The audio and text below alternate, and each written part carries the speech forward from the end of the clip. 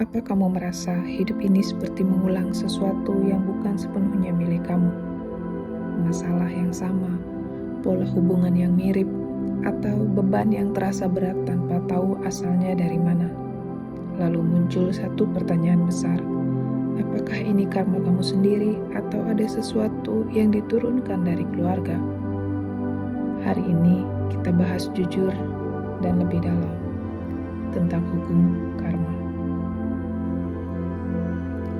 Apakah karma itu bisa diwariskan atau sebenarnya setiap jiwa berjalan dengan jalannya sendiri?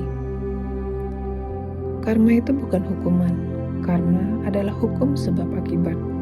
Apa yang dilakukan akan menghasilkan konsekuensi. Apa yang ditanam akan dipanen. Tapi yang sering disalahpahami, karma bukan selalu tentang kehidupan sekarang saja. Karma itu menyimpan jejak dari tindakan, emosi, dan keputusan yang belum selesai.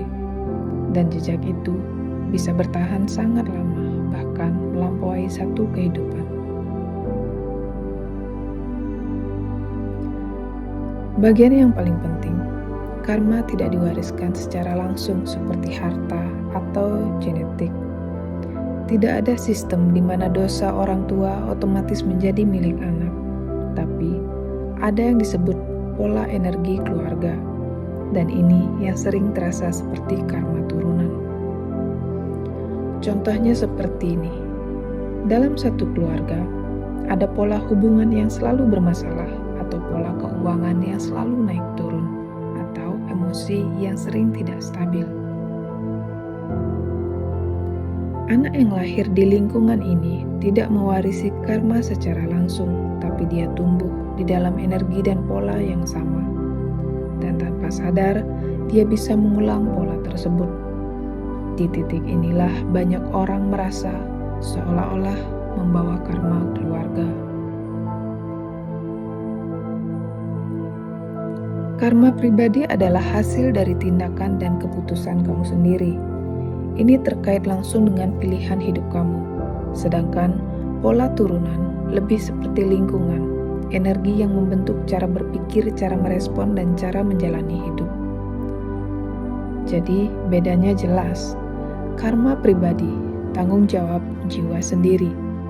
Pola turunan, pengaruh lingkungan energi yang kamu alami. Dan ini penting banget untuk dipahami, karena banyak orang merasa terjebak, padahal sebenarnya dia punya pilihan untuk keluar. Karena yang belum disadari akan terus diulang. Selama kamu belum sadar bahwa itu adalah pola, maka hidup akan terus menghadirkan situasi yang mirip. Bukan karena dihukum, tapi karena ada sesuatu yang perlu diselesaikan. Ini yang sering disebut sebagai pelajaran jiwa. Dan pelajaran jiwa ini akan datang sampai kamu benar-benar menghadapinya dengan cara yang berbeda.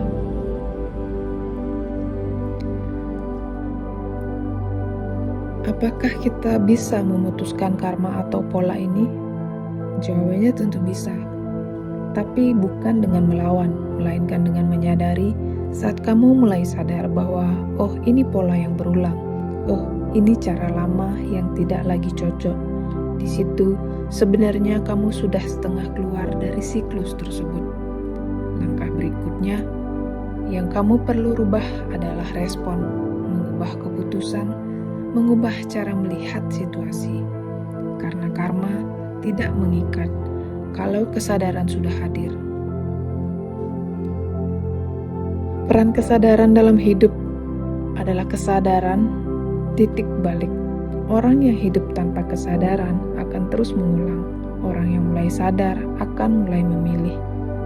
Dan disitulah kebebasan dimulai. Kamu tidak harus mengikuti jalan yang sama seperti keluarga. Kamu tidak harus mengulang cerita yang sama. Karena setiap jiwa punya kesempatan untuk menciptakan jalannya sendiri. Jadi, apakah karma kamu diwariskan? Tidak secara langsung, tapi pola bisa terbawa. Dan yang menentukan apakah pola itu berlanjut atau berhenti di kamu adalah kesadaran kamu sendiri. Mungkin kamu bukan yang memulai semuanya, tapi kamu bisa menjadi yang mengakhiri. Dan dari situ, hidup yang berbeda benar-benar dimulai.